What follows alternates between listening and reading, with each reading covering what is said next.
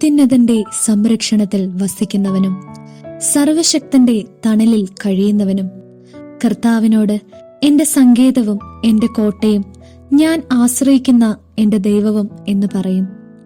അവിടുന്ന് നിന്നെ വേടന്റെ കെണിയിൽ നിന്നും മാരകമായ മഹാമാരിയിൽ നിന്നും രക്ഷിക്കും.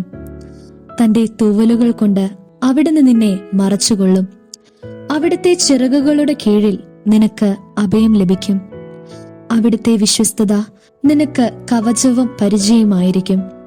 രാത്രിയിലെ ഭീകരതയും പകൽ പറക്കുന്ന അസ്ത്രത്തെയും നീ ഭയപ്പെടേണ്ട. ഇരുട്ടിൽ സഞ്ചരിക്കുന്ന മഹാമാരിയെയും നട്ടുച്ചയ്ക്ക് വരുന്ന വിനാശത്തെയും നീ പേടിക്കേണ്ട. നിന്റെ പാർശ്വങ്ങളിൽ 1000 മരിച്ചു വീണേക്കാം, നിന്റെ വലതുവശത്ത് 10,000. എങ്കിലും നിനക്ക് ഒരനർത്ഥവും സംഭവിക്കുകയില്ല.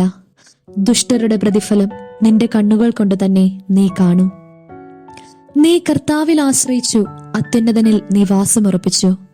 നിനക്കൊരു തിന്മയും ഭവിക്കുകയില്ല, ഒരനർത്ഥവും നിന്റെ കൂടാരത്തെ സമീപിക്കുകയില്ല. നിന്റെ വഴികളിൽ നിന്നെ കാത്തുപാലിക്കാൻ അവിടുന്ന് തന്റെ ദൂതന്മാരോട് കൽപ്പിക്കും.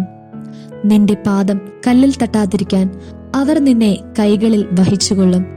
സിംഹത്തിന്റെയും അണലിയുടെയും മേൽ നീ ചവിട്ടി നടക്കും. യുവസിംഹത്തെയും സർപ്പത്തെയും നീ ചവിട്ടി മെതിക്കും.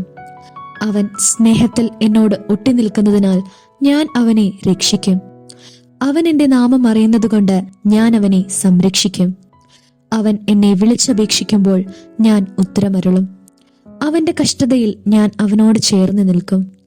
ഞാൻ അവനെ മോചിപ്പിക്കുകയും മഹത്വപ്പെടുത്തുകയും ചെയ്യും. ദീർഘായുസ് നൽകി ഞാൻ അവനെ സംതൃപ്തനാക്കും. എന്റെ രക്ഷ ഞാൻ അവന് കാണിച്ചു കൊടുക്കും.